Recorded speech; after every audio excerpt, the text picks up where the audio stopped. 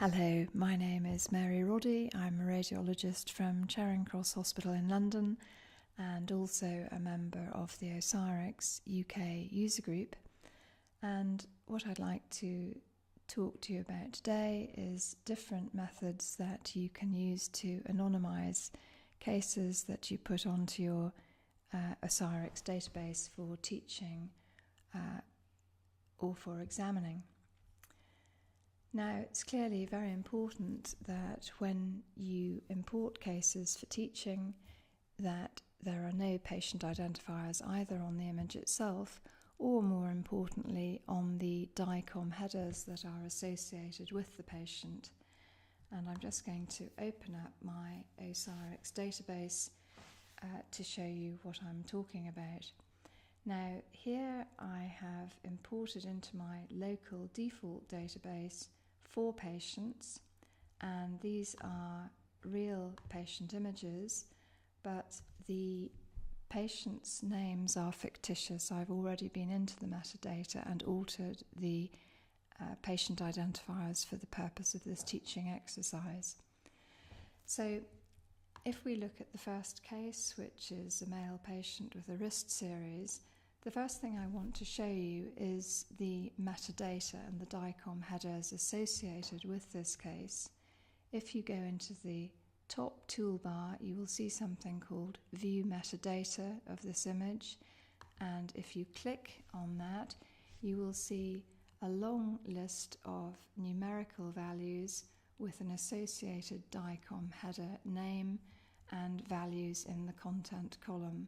And there are lots and lots and lots of these associated with each patient.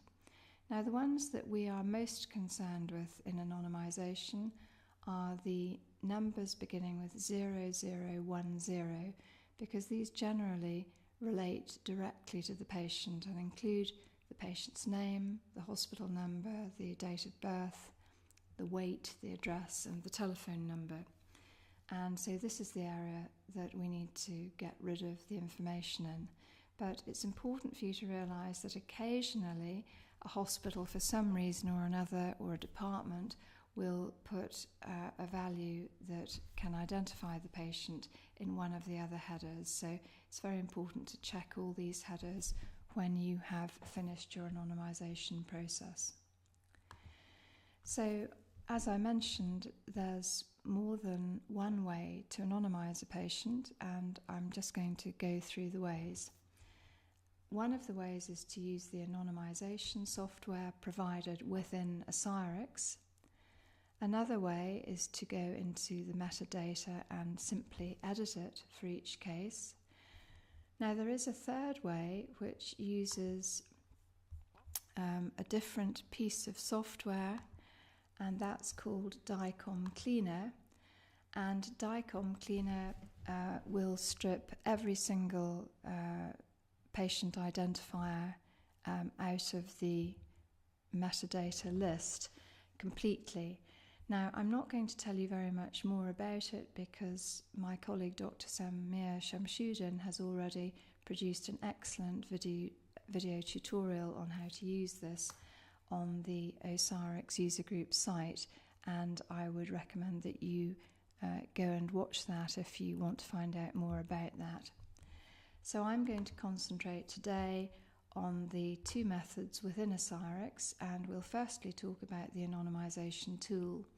So if we look at this first patient here, if I press anonymise, I'm going to get a list of different default anonymisation protocols that I have previously set up, and I'll select MR Personal Museum here, and you can see that what this does is it's selected a different number of DICOM headers which will be stripped if we press the anonymisation button, and we have the opportunity here, as we always must do when we anonymise a patient, we have to give them an alternate number. We can do this here. So let's call this patient case 00001, and in the OsiriX user group, by convention, we always give the patient ID number, make it the same value as the patient name number. So we're going to call that 0001. And at that point, those will be replaced by the values that we have given, and the rest of the information will be stripped out. Now at this point we have an option of either adding the anonymised case onto the database in addition to the unanonymised case, or completely replacing the original case. I tend to add, just in case everything goes wrong and I've still got the original case there. So if we press add, you will see that now we have got a second completely anonymised case that goes alongside the case that still has the patient's name. So we can now enter the rest of the information that we want to for our teaching collection, the modality and the area, the diagnosis. This is a scaphoid fracture. We're going to put the age of the patient. He's a 49-year-old male. And then we're going to put the RCR code for the syllabus, which is 2A. And there is our anonymised case. So at this point, it's safe to delete the unanonymised case. So that's one way of anonymising a patient. For the next case, let's look into directly editing the metadata. So I've highlighted the case, and I'm now going to open up the metadata list, and this time, rather than just reading through all the lists, I'm going to highlight and activate the editing tool, and you can see that this little plus becomes positive, and that means I can now edit the DICOM data. And I want to do it for the study, although I could choose to do it either for a single image or for a whole study, or for a series, or for the patient. But in this case I'll select study. So if we now look through this list of information, the first thing I see is the hospital name, which I'm going to get rid of, as well as the name of the very expensive surgeon. And this is a physician number, which I'm going to get rid of. And now I'm down to the patient name. Now we're going to call this case 0002, and I will call the ID the same name. I'll get rid of that because it identifies the hospital, and I'll get rid of the patient's date of birth. I'll leave the patient age, which is 20. I'll get rid of the address, and I'm now coming out of the 0010 numbers, so it's less likely that there'll be anything incriminating below this level, but I'm just going to look down to check. And there doesn't seem to be anything else there. So at this point, what I'll do is apply those changes, and now I've got an anonymised case. It's got rid of the patient identifiers, and I can now do the same thing. So I'll get X-ray ankle, and this is a normal anatomy case. And this was, if we remember, a 20-year-old male. And it's always a little bit difficult to know what normal anatomy is in the RCR code, but I'll put 2F for miscellaneous. And there we go. So that's really quite quick and straightforward and easy, and has the benefit of us having checked the metadata DICOM header fields as we went along.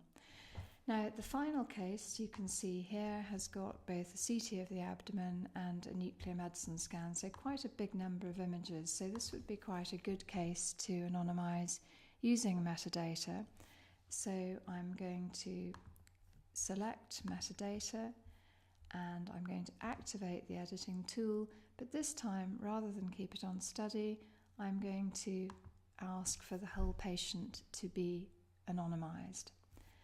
And I'm now going to go down through the headers, getting rid of any information that I don't want to be there, like the name of the endocrinologist and the hospital and the address.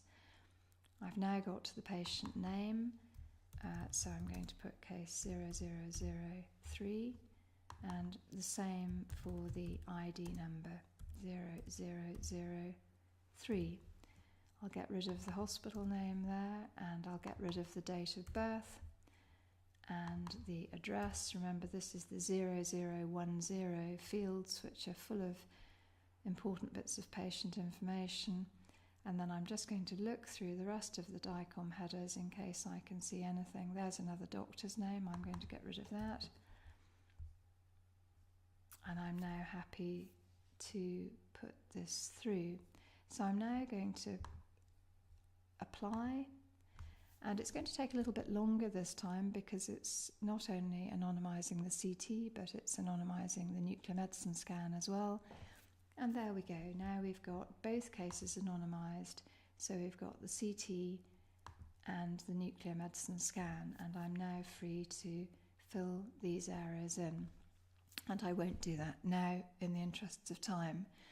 The final thing that I need to mention is that when you're looking at CTs, it's very, very important to check the patient protocol sheets, because these very often have the patient's name and can undo all the good work that you've done with anonymisation. I've actually deleted the patient name from this protocol sheet.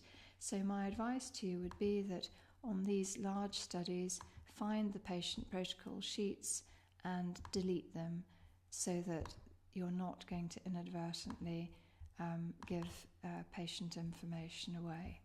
So there's another one that we need to delete. So there we go. I've shown you two ways of anonymising patients, one using the anonymise tool within OsiriX, and the other simply editing the DICOM headers. And I've mentioned to you that there is an alternative method using software called DICOM Cleaner that you can learn about in another video tutorial. I hope you've found that helpful, and thank you for your attention.